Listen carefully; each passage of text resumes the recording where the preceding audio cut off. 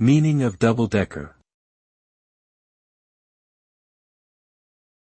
Double-decker. Double-decker.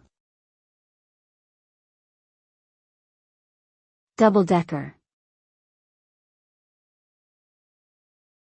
Double-decker.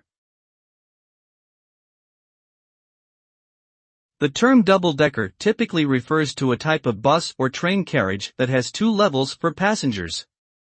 The upper level is accessible via a staircase and provides additional seating space. This design is often used in countries with high population densities and limited space for transportation infrastructure. Double-decker vehicles are efficient at maximizing passenger capacity while minimizing the overall size of the vehicle. They can also provide passengers with better views of their surroundings and a more interesting travel experience. Overall, double-decker transportation offers a practical and unique solution to transportation challenges.